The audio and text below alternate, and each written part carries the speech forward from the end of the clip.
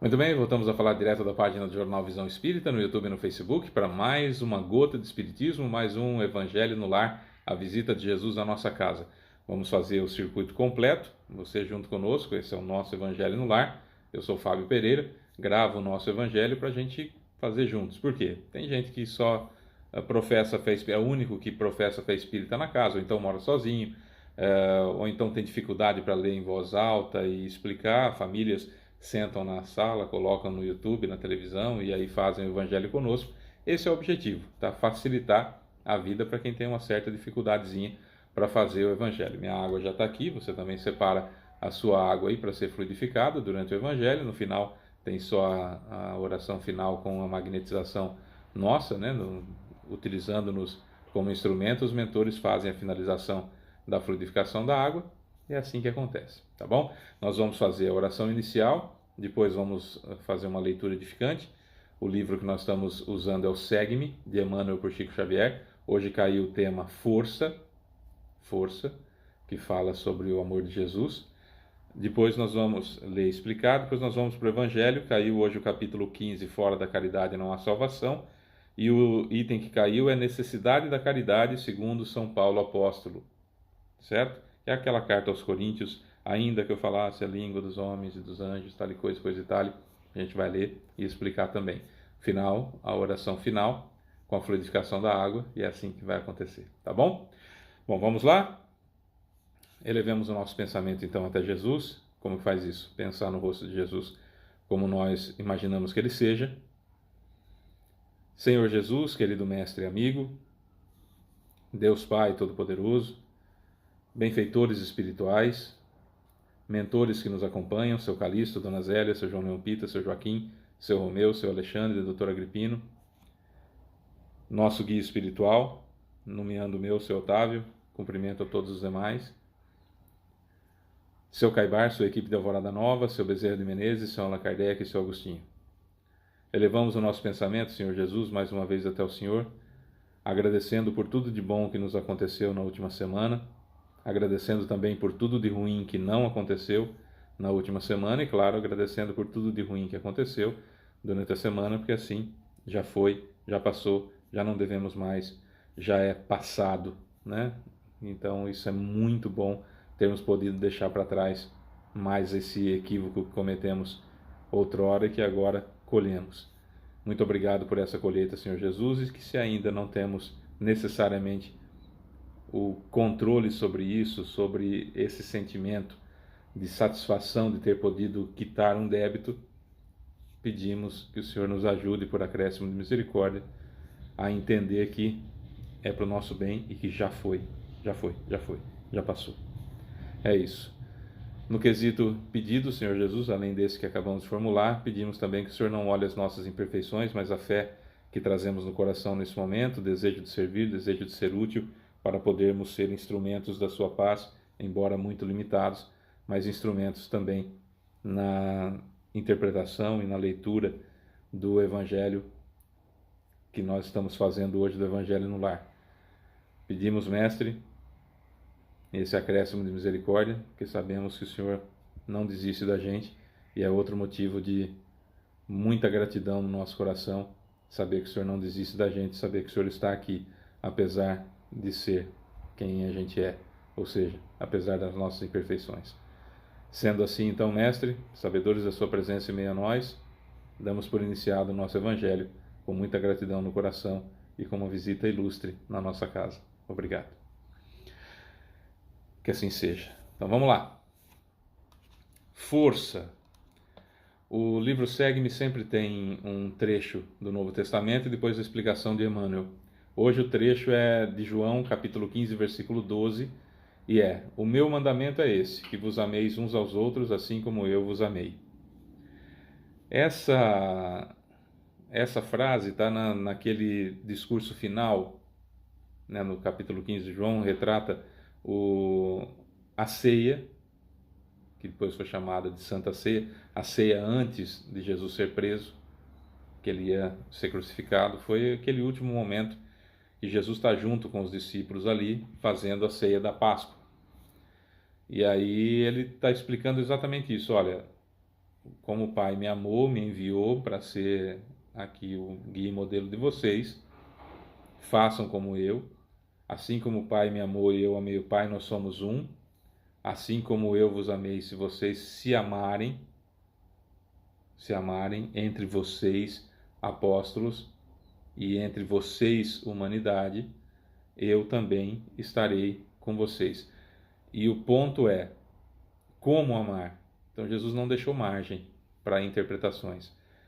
O meu mandamento é esse, que vos ameis uns aos outros, assim como eu vos amei, incondicionalmente, e com essa ideia, para quem é o provedor, vamos dizer assim, essa ideia de vos amo, corrigindo-os, dizendo não no momento oportuno, dizendo sim no momento de incentivo, sendo ombro quando você precisar, um amor incondicional, porém, não um amor submisso, não um amor permissivo, não um amor nocivo. Nem seria amor, tá? Estou usando o mesmo termo para fazer a analogia, porque amor é o sentimento puro. Quem ama fala não, quem ama explica, quem ama faz a diferença. Eu me lembro claramente de uma instrução, uma certa oportunidade de uns espíritos bastante evoluídos, e a ideia foi bem traduzida da seguinte forma: quando você olha para alguém e demonstra um defeito que a pessoa tem com carinho, mostra que você tem amor por essa pessoa, porque você quer vê-la melhor, você quer vê-la conhecedora de si própria, você quer vê-la melhor, mais evoluída. E para isso eu tenho que me conhecer, eu tenho que saber aquilo que eu tenho. O inimigo joga o defeito no meu rosto e me agride, e aquilo não tem muitos efeitos, a não ser que eu já esteja preparado para uma reforma íntima. Não tem muito efeito, a não ser piorar a inimizade. O amigo de verdade fala quando alguém está com mau hálito, fala quando alguém está com CC, né? Com cheiro de corpo, fala quando a pessoa está com um negócio no dente, né? Acabou de comer um feijão, tem um pedacinho de feijão no dente, avisa a outra pessoa, né? É esse tipo de situações que nós precisamos vivenciar, de amizade realmente. Se nós pegarmos os programas de televisão, mais as séries de TV mais famosas e mais glamourosas, eu vou até usar esse termo, da televisão mundial, sempre mostram uma amizade incondicional, aquilo que é muito difícil de nós fazermos, quando um grupo de pessoas, apesar dos defeitos do outro, continuam amigos e muito unidos, né? Que é algo difícil de se fazer, que é algo difícil de conviver, né? É difícil conviver com as pessoas durante muito tempo. E aí esses programas retratam uma amizade incondicional, às vezes até incompatíveis com aquela vivência que nós temos. Você fala, nossa, se fosse comigo eu não agiria dessa forma. Que bacana, e a gente se encanta com aquilo porque é uma forma de convivência em que há um sentimento no relacionamento, sentimento que é o amor, há um sentimento no relacionamento que as imperfeições do outro, sejam elas quais forem, não estragam essa amizade. O que não acontece no dia a dia. Às vezes a gente tem uma amizade muito bacana, a gente imagina que tem uma amizade muito bacana, e acontece uma coisinha de nada e ficamos aí anos e anos sem nos falarmos. Isso acontece na família, com irmãos, com pais, com filhos. Isso acontece e a gente fica um bom tempo sem se relacionar com a outra pessoa, às vezes para o resto da vida, por algo que a gente às vezes nem se lembra o que aconteceu. Né? Então, o chamamento de Jesus nesse momento é que vos ameis uns aos outros, e aí ele faz a ressalva depois da vírgula, colocando exatamente o ponto que é esse amor, o que significa esse amor. Assim como eu vos amei, incondicionalmente, corrigindo, amparando, sustentando, sem passar a mão na cabeça, mas oferecendo o ombro amigo, firme e doce ao mesmo tempo. Equilíbrio difícil que nós precisamos conquistar, mas que vamos conquistar. Vamos conquistar definitivamente. No complemento, nós vamos ver a necessidade da caridade segundo São Paulo, que é fenomenal. E aí nós vamos ver que a caridade efetivamente é o amor em ação. Efetivamente é o amor em ação. E aí nós vamos falar do primeiro passo da caridade, do primeiro passo do amor, que é muito importante. Tá bom? Então vamos lá. O meu mandamento é esse, que vos amei uns aos outros como eu vos amei. João 15:12. Existem na vida força e força, diz Emmanuel. A força da gravitação se exerce entre todas as partículas do universo e, conquanto equilibre os mundos na imensidade cósmica, não cria o menor vínculo de compreensão fraternal na intimidade do ser. Então, a força gravitacional que o Sol opera na deformidade do tecido-tempo, fazendo com que a Terra fique em volta dele, gravitando em volta dele, nós não temos esse poder gravitacional de fazer, por mais pesado que nós fôssemos, de fazer com que as pessoas fiquem necessariamente ao nosso redor, se não for por uma outra situação. A força da gravidade não faz isso. A força elétrica move guindastes de grande porte, mas embora sustente máquinas de assombroso poder, transportando toneladas, não diminui nem mesmo de leve o peso da angústia no coração. Não tem como a gente ligar um aparelho na tomada e tirar a angústia do nosso coração, a depressão, a ansiedade que nós sentimos. Isso é algo que eu produzo, que nós produzimos e que precisamos trabalhar efetivamente isso. A força executiva determina a obediência aos textos legais e se logra, muitas vezes, influenciar milhares de destinos. Nem sempre consegue modificar no espírito essa ou aquela íntima decisão. São as leis que nós temos. Se você matar, se você roubar, se eu matar, se eu roubar, se nós roubarmos, se nós matarmos, nós seremos presos. Mas necessariamente vamos responder à lei. Qualquer crime que nós cometamos, mas isso necessariamente não modifica a gente. Que bom se fosse assim, né? Aconteceu um delito, nós éramos presos, ficávamos lá por um período, seja lá qual for, e quando saíssemos, fôssemos uma pessoa totalmente renovada. Não acontece. Ah, Fábio, mas existe a recuperação? Existe a recuperação, mas porque o sujeito quis. O sistema nunca oferece isso, a força da lei nunca oferece isso. Não dá para eu fazer uma lei, a partir de hoje somos todos caridosos. E aí, a hora que promulga essa lei, o governo promulga a lei, cria-se no Congresso e aí promulga a lei, e a partir daquele momento, porque está escrito num pedaço de papel, porque é a lei do país, somos todos absolutamente caridosos. Infelizmente, essa força executiva não existe. Força física. A força física preside campeonatos de habilidade e robustez, conseguindo subjugar adversários até mesmo no terreno da agressão e da violência. Mas não clareia o menor dos distritos no campo do sentimento. Eu não posso pegar alguém pelos braços e chacoalhar essa pessoa e falar assim: você é egoísta, deixa de ser egoísta. E querer obrigar pessoas, não vai acontecer. Por receio de apanhar, a pessoa pode até ser, na sua frente, altruísta, que é o contrário do egoísmo, é altruísmo. Né? Pode ser altruísta, mas você virou as costas, ou ela não está mais sob a sua perspectiva de violência física, essa pessoa age como ela é. Há inclusive uma frase muito importante: os nossos filhos são como nós conhecemos até o portão da nossa casa. Do portão para fora, via de regra, nós não sabemos quem são, como se comportam longe da gente. Principalmente se o que acontece no relacionamento entre pais e filhos é algo não de respeito, mas de eu vou fazer aqui para não dar dor de cabeça. Porque às vezes não é nem medo físico. Estou tão cansado e vai dar tanta conversa que eu não faço desse jeito. Eu tô comendo isso aqui e eu não quero mais, tem metade do que eu estou comendo, eu vou jogar fora. Eu não deixo de jogar fora porque é um desperdício de comida errado. Eu não deixo de jogar fora porque já que eu peguei para comer, eu deveria comer tudo, né? Tive o olho maior que a barriga, como diziam as mães antigamente, né? Eu não faço o certo porque eu devo fazer o certo.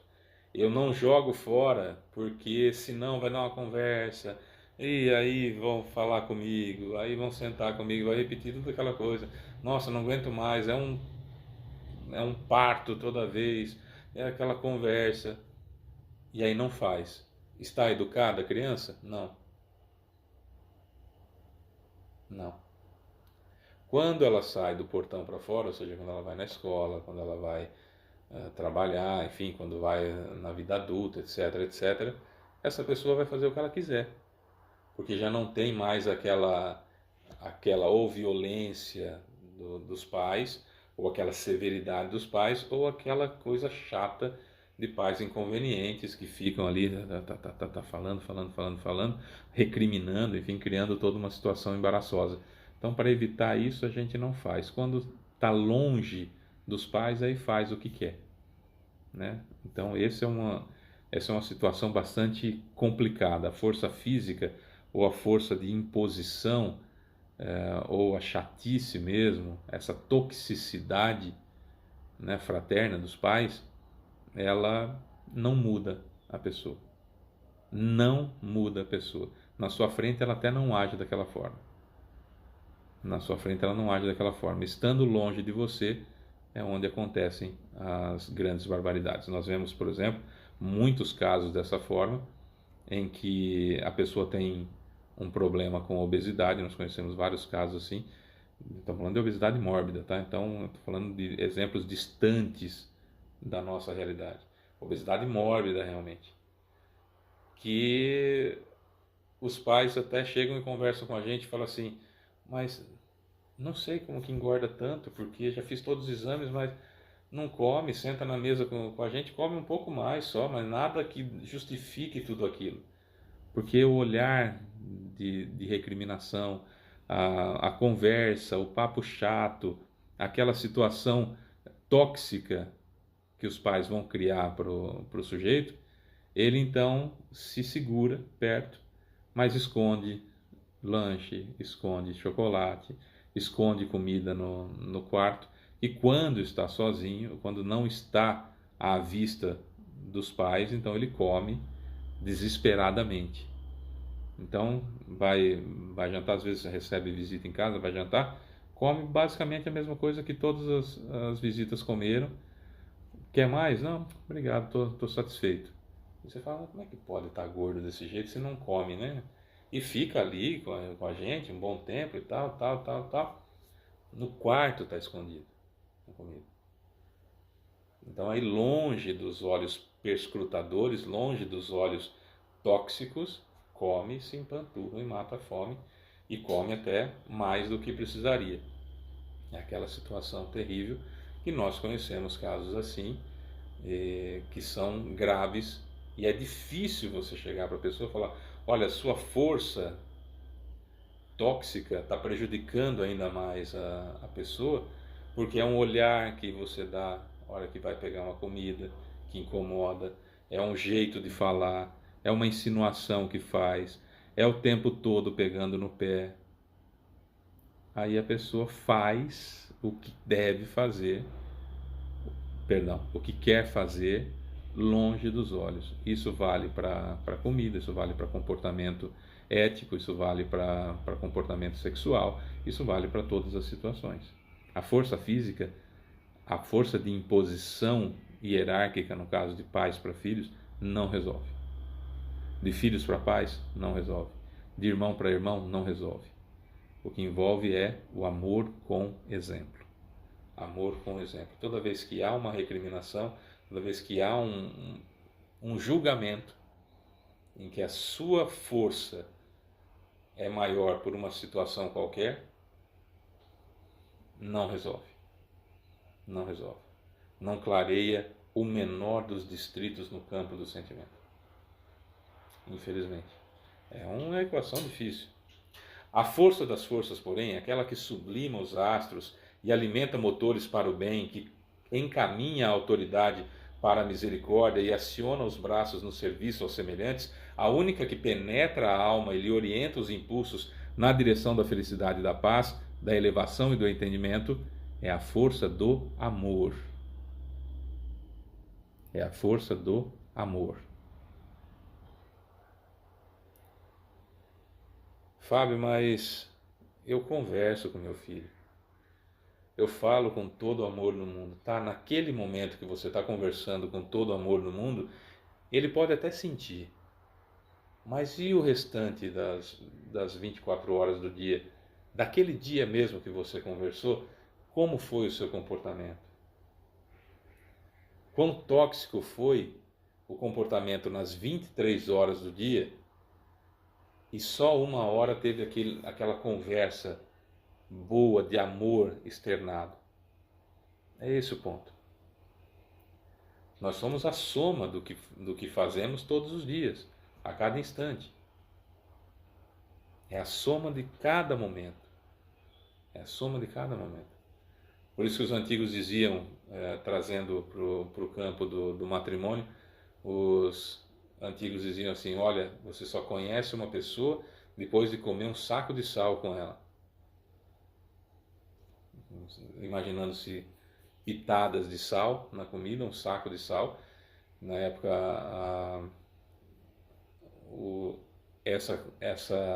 esse ditado, esse adágio popular, ele dizia respeito a um saco de 60 quilos.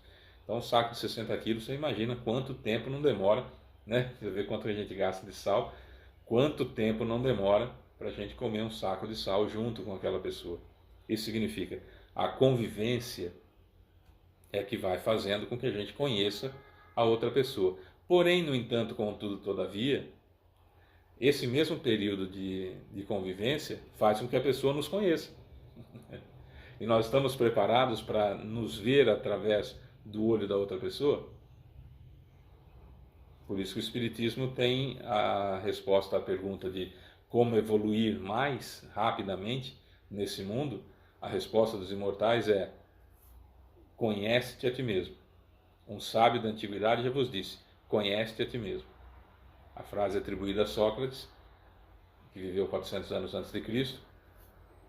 Conhece-te a ti mesmo. Essa é a ideia. Eu preciso saber como eu sou.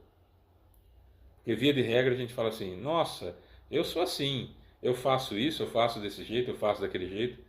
Mas isso é o que você já conseguiu assimilar da sua personalidade. E o que você, eu, nós ainda não conseguimos?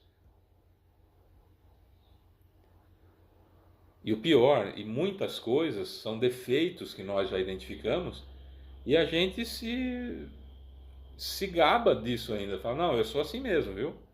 Eu sou desse jeito. Eu sou assim. Quem gosta de mim gosta, quem não gosta... Pera lá, eu não modifico uma deficiência minha para agradar quem quer que seja. A luta interna que eu desenvolvo para me melhorar é para mim, é para minha evolução. Então essa coisa de eu sou desse jeito mesmo, a pessoa tem que aceitar como eu sou, é um pouco me lixando porque a pessoa acha a meu respeito. O problema é eu ficar recalcitrando naquele erro e achando que é bonito ser dessa forma. E que os outros têm que aguentar. Primeiro que os outros não têm nada. Ninguém é obrigado a absolutamente nada. E segundo que... Mas como assim se orgulhar de um defeito? Que coisa estranha. E nós fazemos isso. Fábio, mas você fala de um jeito como se só nós. Não. Eu sou o primeiro a ouvir, então não passa pela minha cabeça sequer a possibilidade de estar falando para alguém que não seja eu em primeiro plano, tá? Fique bem claro. E às vezes eu estou falando aqui, eu falo: meu Deus, eu preciso prestar atenção nisso que eu mesmo estou falando. E é muito importante que assim seja. Eu sou o primeiro a ouvir. Então aqui não vai de jeito nenhum e sob hipótese nenhuma indireta para quem quer que seja. É tudo direta para mim. Em primeiro plano. Direto para mim. Tá? E fique bem claro, pelo amor de Deus. No capítulo 15 do Evangelho segundo o Espiritismo, fora da caridade não há salvação, tem um item que é a necessidade da caridade, segundo São Paulo apóstolo, e é isso que nós vamos ler, que é a carta de Paulo aos Coríntios, que é o capítulo 13, versículos 1 a 7 e 13, que diz o seguinte: Ainda quando eu falasse todas as línguas dos homens e a língua dos próprios anjos, se eu não tiver caridade, serei como o bronze que soa e o símbolo que retine. Ainda quando tivesse o dom de profecia, que penetrasse todos os mistérios e tivesse perfeita ciência de todas as coisas, ainda quando tivesse toda a fé possível até o ponto de transportar montanhas, se não tivesse caridade, se não tivesse amor, nada seria. E quando houvesse distribuído os meus bens para alimentar os pobres e houvesse entregado meu corpo para ser queimado, se não tivesse caridade, tudo isso de nada me serviria. A caridade é paciente, é branda e benfazeja. A caridade não é invejosa, não é temerária, nem precipitada, não se enche de orgulho, não é desdenhosa, não cuida de seus interesses, não se agasta, não se azeda com alguma coisa, não suspeita mal, não se rejubila com a injustiça, mas se rejubila com a verdade. A caridade tudo suporta, tudo crê, tudo espera, tudo sofre. Agora, essas três virtudes, a fé, a esperança e a caridade, permanecem, mas dentre elas, a mais excelente é a caridade. Kardec explica. De tal modo compreendeu São Paulo essa grande verdade que disse: quando mesmo eu tivesse a linguagem dos anjos, quando tivesse o dom da profecia que penetrasse todos os mistérios, quando tivesse toda a fé possível até o ponto de transportar montanhas, se não tivesse caridade, nada seria. Dentre essas três virtudes, continua Kardec, a fé, a esperança e a caridade, a mais excelente é a caridade. Coloca assim, sem equívoco, Paulo, a caridade acima até da fé. É que a caridade está ao alcance de todas as pessoas, do ignorante como do sábio, do rico como do pobre, e independente de qualquer crença particular. Faz mais, Paulo define a verdadeira caridade, mostra não só na beneficência, como também no conjunto de todas as qualidades do coração. No conjunto de todas as qualidades do coração, na bondade e na benevolência para com o próximo. Que é bem consonante aquilo que está na questão 886 do Livro dos Espíritos, quando Kardec pergunta o que é a caridade, como Jesus entende a caridade, na visão de Jesus, que é o guia e modelo da humanidade. E a resposta é um bip na nossa cabeça. Porque eu faço um acrônimo, né? BIP, BIP, BIP. B de benevolência para com todos, I de indulgência para com as imperfeições dos outros, e P, perdão das ofensas. Isso é caridade como Jesus entende. Caridade é possível nós fazermos o tempo todo. Então, fora da caridade não há salvação. É só ser benevolente para com todos, indulgente para com as imperfeições alheias, não condescendente com o crime, mas indulgente com as imperfeições do outro, entendendo que ele está naquele estágio, e se cometeu o crime tem que responder por isso, evidentemente, tem que ser corrigido, não é? Não ser condescendente, ser indulgente, entender que cada um de nós está num estágio evolutivo, perdão das ofensas. Mas perceba, se eu for benevolente para com todos e indulgente para com as imperfeições alheias, o perdão é praticamente automático. É praticamente automático. Porque eu já entendi que a pessoa que me fez, seja lá o que for, está naquele estágio de evolução ainda. O perdão ele vem praticamente automático. Porque a benevolência também é uma característica minha. Não condescendência, eu não posso ser condescendente. Mas benevolente dá para ser, tranquilamente. Perceberam? É uma diferença bastante grande. Uma diferença bastante grande. Da condescendência para a indulgência. Precisamos até ver no dicionário essa diferença e começar a entender quando eu estou sendo um, quando eu estou sendo outro. É importante que nós façamos esse exercício. Fora da caridade não há salvação, ou seja, eu preciso fazer o bem. A força das forças, como diz Emmanuel, porém, aquela que sublima os astros e alimenta motores para o bem, que encaminha a autoridade para a misericórdia e aciona os braços no serviço aos semelhantes, a única que penetra a alma e lhe orienta os impulsos na direção da felicidade e da paz, da elevação e do entendimento, é a força do amor. Essa parte da carta de Paulo aos Coríntios, algumas traduções colocam amor. Ainda que eu falasse todas as línguas dos homens e a língua dos próprios anjos, se não tiver amor, serei como o bronze que soa e o símbolo que retine. Em algumas outras traduções aparece caridade. Mas como caridade é o amor em ação, então está tudo certo.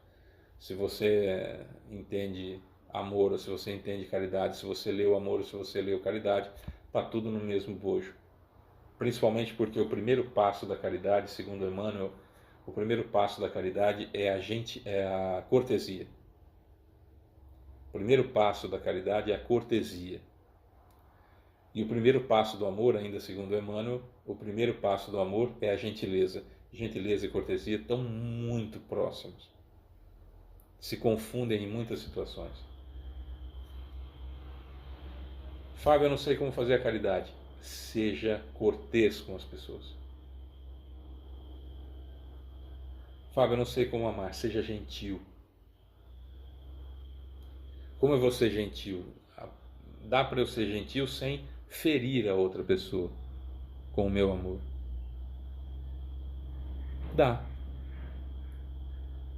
A verdade é como uma pedra preciosa, se atirada no rosto machuca, numa linda embalagem encanta, ditado árabe antigo.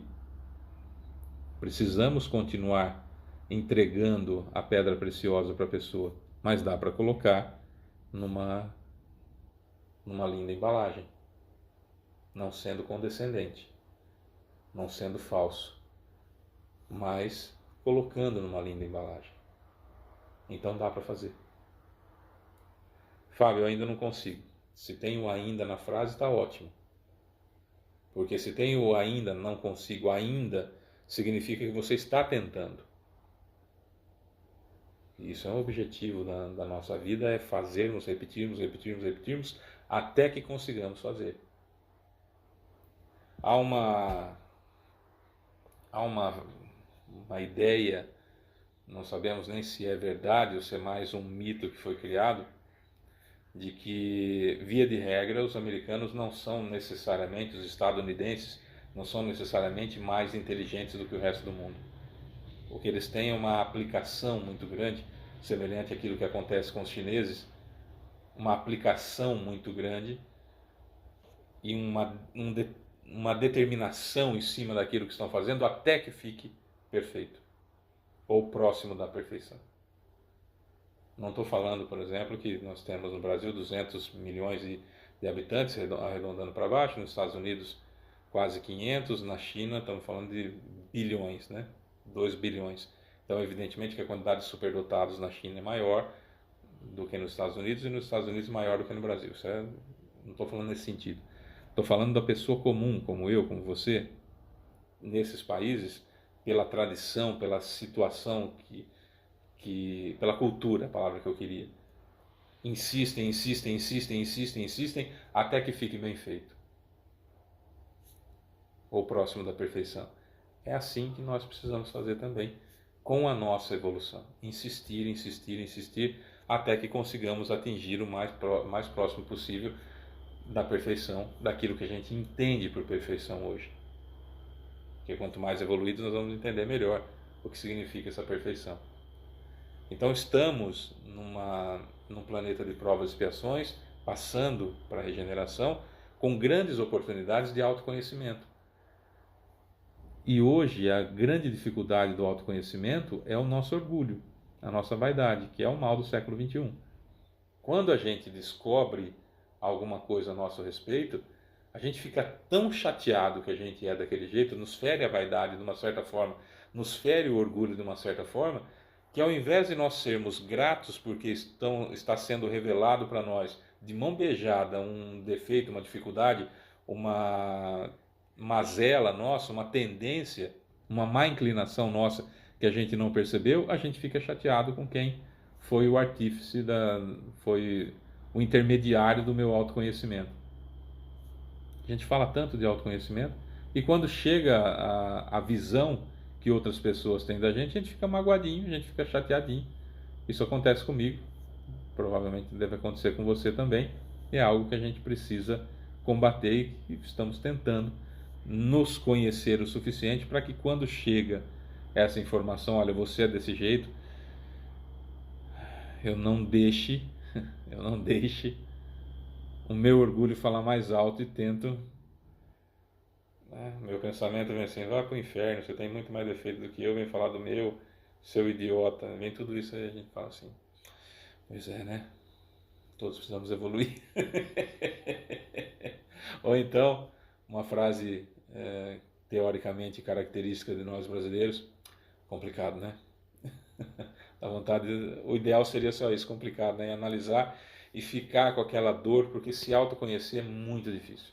Luiz Felipe Pondé, que é um filósofo brasileiro, escritor, professor, ele diz que o autoconhecimento é muito perigoso, porque o autoconhecimento pode me colocar diante de alguém absolutamente execrável.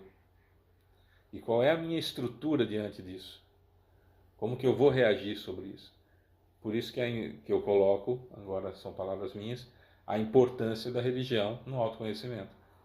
Porque com a religião eu consigo conhecer tantos e tantos e tantos outros fatores e tantas outras situações ao meu redor, e principalmente uma religião extraordinária como é o Espiritismo, que eu sei que eu tenho inúmeras oportunidades para reparar o mal que eu cometi, e que nada é eterno, nem esse corpo não é eterno, mas eu sou infinito, eu espírito não morro nunca, que dá para consertar tudo o que precisa, que estou tendo a oportunidade de fazer nessa encarnação muito mais coisas do que fiz nas anteriores, que essa encarnação mais importante que nós já tivemos desde que nós começamos a encarnar, desde que fomos criados, que a misericórdia de Deus é tão grande, né, que Jesus nos permite, são pessoas diferentes, mas enfim, que Jesus nos permite tantas e tantas oportunidades aqui na Terra, que Ele controla, que Ele comanda, com seu acréscimo de misericórdia, que a gente pede toda vez na oração, que o autoconhecimento vindo da religião já vem com técnicas, no caso do Espiritismo, já vem com técnicas para poder se suportar. E principalmente de como modificar. Porque quando você faz o autoconhecimento, e aí concordo com o Pondé, que é extremamente difícil, eu posso conhecer uma pessoa execrável, se eu faço isso pelo fato de fazer o autoconhecimento, é uma situação. Quando eu faço o autoconhecimento com a doutrina espírita, por exemplo, que me dá técnicas para mudar, reconhece o verdadeiro espírita por sua transformação moral e pelos esforços que faz para domar as más inclinações. Reconhece-se o verdadeiro espírita por sua transformação moral, e eu acrescento, descobriu que é errado, para de fazer. E pelos esforços que faz para domar suas más inclinações, e eu acrescento, luta todo dia contra aquele defeito que você e eu temos há muitas e muitas encarnações. E que já estamos enjoados e não queremos ter mais. E o Espiritismo nos dá técnicas de como fazer isso, de como vencer uma mazela, de como modificar, da necessidade de fazer isso. Então, o autoconhecimento com o Espiritismo nos dá ferramentas para que a gente vá se modificando, e quando chega na nossa cara, estampado em letras garrafais na nossa cara, uma dificuldade nossa, uma mazela nossa, uma má inclinação nossa, nós temos um monte de técnicas para colocar em prática para que aquilo se reverta, ou pelo menos que eu comece a lutar contra aquilo. Olha que espetáculo que é. Precisamos só deixar um pouquinho de lado o orgulho que, né, faz o sangue ferver, e quando chega uma... Nossa, Fábio, você é velho. Comparado com quem? Comparado com a Catarina, que tem 4 anos, sim, sou velho, sou 50 anos mais velho que ela. Então realmente sou velho. Comparado com as pirâmides do Egito, já não sou tão velho. Né? Aí já não sou tão velho. Com Leonardo da Vinci, eu não sou tão velho. Leonardo da Vinci foi no século XV. Estou bem. Estou bem.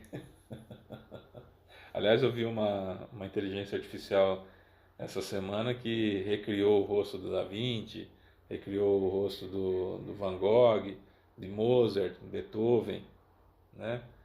E todos mais novos do que a idade que eu tenho hoje, aparentando ser muito mais velhos do que eu. Então, nesse caso, estou bem. Mas com relação a Catarina, eu estou velho, olha, que é minha neta de 4 anos, estou velho e acabada. Então tudo é ponto de comparação, né? Tudo é ponto de comparação. Se eu estou no trânsito, e todos nós cometemos erro no trânsito, né? Todos nós achamos que somos excelentes pilotos e que os outros não sabem dirigir, né? Mas todos nós cometemos erros. E aí eu cometo um equívoco qualquer no trânsito e alguém grita que minha mãe faz parte de uma daquelas profissões mais antigas do mundo, né? De venda de corpo. Se ela for, por que eu vou me ofender? Ela é. E se ela não for, por que eu vou me ofender? Ela não é. Eu me lembro quando eu era criança, teve um sujeito uma vez que falou isso da minha mãe. E eu bati muito nele. Bati muito nele.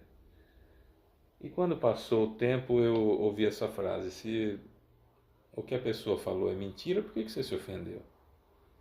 E se a pessoa falou a verdade, por que você se ofendeu? Eu fiquei pensando, falei, por que eu gastei tanta energia e tanta coisa, inimizade e tudo mais? Porque ele falou uma coisa tão boba, uma coisa tão besta, uma coisa tão insignificante, uma coisa tão nada a ver, né? Então, nós tomamos atitudes dessa forma, às vezes, desnecessariamente, né? É basicamente isso. É assim que a coisa normalmente funciona, né? Nós reagimos, né, àquilo que está acontecendo sem analisar precisamente o que nós recebemos, né? A intempestividade. A gente melhora, basta querer. É isso. Vamos então para a fluidificação da água, finalização, né? Porque ela foi fluidificada durante todo o nosso evangelho, a minha já está aqui. Elevemos então nosso pensamento até Jesus mais uma vez, pensando no rosto dele como nós conhecemos.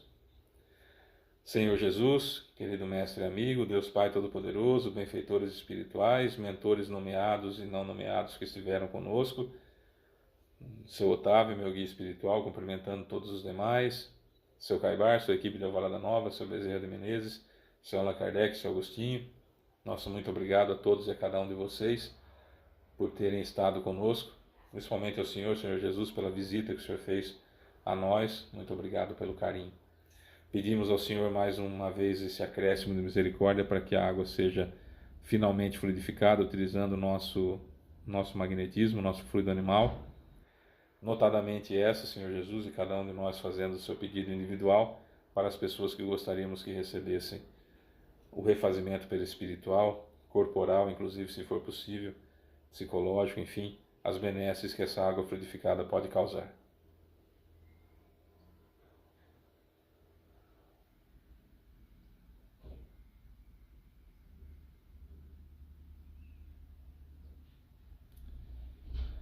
É isso, Senhor. Muito obrigado, então, pela sua presença em meio a nós, pelo carinho da sua visita. Até a próxima semana, se Deus quiser, e que assim seja. Beijo para você que fica. Tchau.